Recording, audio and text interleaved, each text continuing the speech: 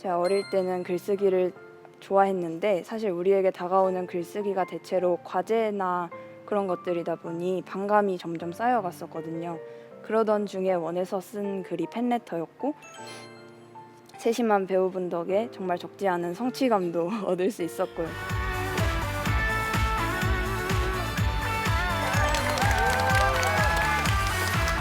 안녕하세요. 저는 소명고등학교 2학년 유채연입니다. 저는 오늘 나를 자라게 해준 덕질에 대해 소개시켜드리고자 이 자리에 나오게 되었습니다. 덕질이라는 단어 많이 들어보셨죠? 어떤 분야를 열성적으로 좋아하여 그와 관련된 것들을 모으거나 파고드는 일을 뜻하는 단어입니다. 저는 중학교 1학년 때 처음 덕질을 시작했는데 고백부부라는 드라마가 있어요. 그걸 보면서 저는 장나라 배우님께 관심이 생기더라고요. 연기로 던지는 메시지를 해석하는 데 재미를 느끼다가 그걸 연기하는 장나라라는 사람에게 관심이 생겼고 그렇게 이것저것 찾아보다가 이렇게 제 눈에 비춰지는 선한 모습에 큰 존경심과 호기심을 느껴서 그때부터 덕질이라는 것을 시작하게 되었습니다. 사실 덕질이라 하면 인생 낭비다 내지 시간 버리는 일이다 하는 평가를 많이들 하시더라고요. 근데 저는 완전히 생각이 다른 게 덕질은 덕후의 입장이 아니라 객관적인 시선으로 봤을 때도 저한테 너무 많은 깨달음을 줬고 저를 분명히 자라게 해줬거든요. 물론 진짜 시간만 버리는 덕질도 있을 거예요. 그래서 오늘 이 시간에 그런 덕질과 제가 말하는 유익한 덕질의 다른 점이 무엇인가를 여러분께 소개시켜 드리려고 해요. 네, 유익한 덕질을 위해 필요한 것 첫 번째, 가식 없는 사랑의 마음입니다.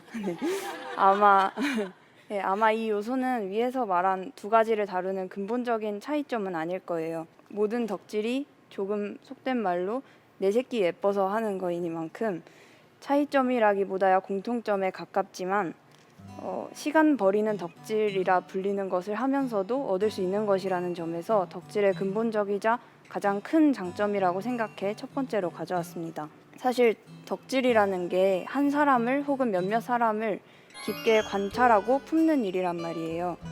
그때 우리에게서 나오는 그 어마무시한 포용의 마음도 그렇고 우리의 눈에서 하트가 막 쏟아져 나오는 동안 우리는 조금 과장해 말하자면 가공할 관용과 사랑을 경험해요. 이 모든 게 대부분의 찐한 덕후들이 느끼는 마음들이잖아요. 그 마음들이 저는 10대 나이 때 경험하기 정말 어려운 마음들이라고 생각하거든요. 그래서 저는 이 마음들이 덕질이 주는 가장 큰 유익함이라고 생각해요. 두 번째는 변화의 마음가짐입니다. 그 응원의 과정에서 제가 보편적인 다른 덕후들보다 조금 더 성장할 수 있었던 건 화면을 통해 발견한 장점들을 제 걸로 만들어 보려고 노력했다는 점 덕분이 컸다고 봐요. 제가 찾은 장점이다 보니 너무 매력적이기도 했고 그분이 제 모습을 보고 있다는 상상을 해봤을 때 부끄럽지 않고 싶었거든요. 왜 이렇게 연애할 때 상대 눈에 잘 보이려고 애쓰는 것처럼요. 사실 연예계다 보니까 물론 외모야 다들 워낙 출중하시지만 저는 누군가의 외모를 보고 바로 사랑하는 사람은 아마 아니거든요. 네. 그래서 외형보다는 내면이 단단한 분들을 동경하다 보니 더 배울 점이 풍성했던 것도 있다고 봐요. 뭐 저는 그랬지만 사실 누구에게나 있는 게 장점이니까요. 예컨대 이렇게 사소한 데에도 늘 감사 인사하는 모습이라던가 아니면 예쁜 단어 선택이라던가 내가 끌렸던 누군가의 매력을 단순 동경하기보다 스스로 소화시켜 보려 노력해 보셨으면 좋겠습니다. 세 번째는 권고사항입니다만 팬레터를 써보셨으면 좋겠다는 거예요. 제 덕질에서 빼놓을 수 없는 게 바로 팬레터거든요. 어떻게 말하면 이 사람한테서 웃음을 자아낼 수 있을까? 이 말은 혹시 좀 거슬리지 않을까 하는 것들이 제가 곁에서 지내보거나 해서 100% 성향을 아는 사람이 아니다 보니까 더 신경 쓰게 되더라고요. 글은 고칠수록 느는 거라 이때 쓴 편지가 정말 많은 도움이 됐어요. 그렇게 적어내린 마음이 그분에게 이렇게 닿게 되는 걸 보고 정말 적잖은 희열을 느꼈죠. 이거 다 제가 보내드린 거거든요. 네, 사실 당시에 그분은 제 글만 볼 수 있잖아요. 그래서 더 명확하고 명쾌하게 진심을 전하고 싶은 마음에 그 유일한 수단인 글을 계속 쓰고 계속 고쳤어요. 그러다가 글을 다시 쓰게 된 것도 있습니다. 제가 어릴 때는 글쓰기를 좋아했는데 사실 우리에게 다가오는 글쓰기가 대체로 과제나 그런 것들이다 보니 반감이 점점 쌓여갔었거든요. 그러던 중에 원해서 쓴 글이 팬레터였고 세심한 배우분 덕에 정말 적지 않은 성취감도 얻을 수 있었고요. 그런 사소하다면 사소한 시작으로 저는 지금까지 글을 써요. 진로도 그쪽으로 생각하게 됐을 만큼 글은 저한테 중요한 게 되었습니다.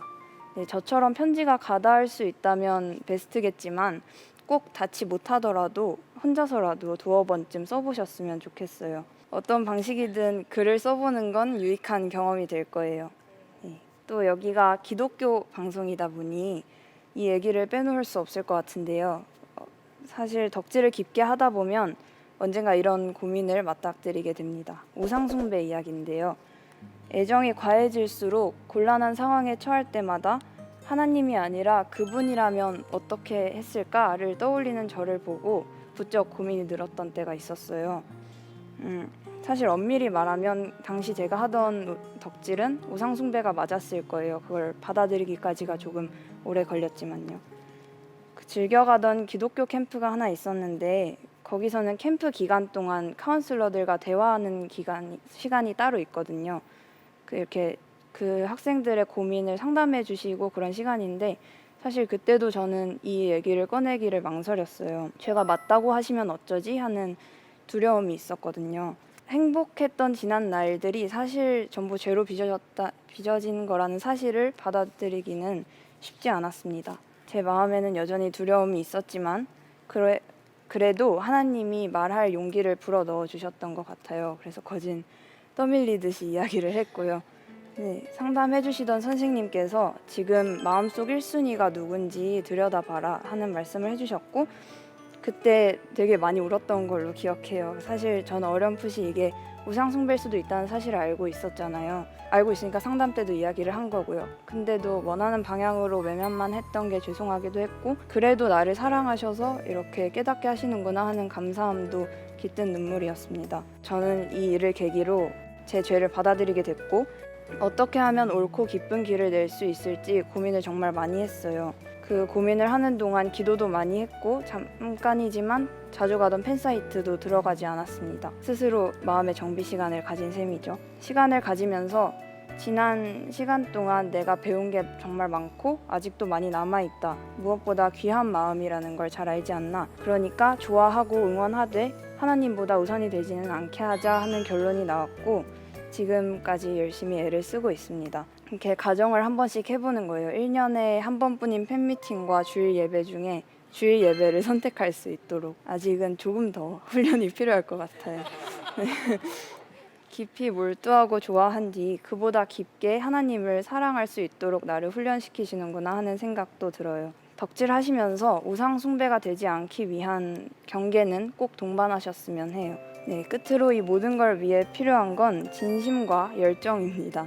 네, 사실 이런 귀한 마음과 우리 마음에 딱 들어맞는 사람이 누구에게나 찾아오지 않기 때문에 제가 여러분께 막 이렇게 무턱대고 여러분 덕질하세요 이렇게 할 수는 없는 노릇이지만 모두에게 찾아오는 기회와 마음이 아닌 만큼 모처럼 찾아온 마음을 억지로 깎아내고 에이 시간 낭비였어 하면서 스스로를 타이르지는 않으셨으면 좋겠다는 거예요. 우리 모두가 하나님의 자랑스러운 덕후가 될 수 있길 바라며 이야기 마치겠습니다.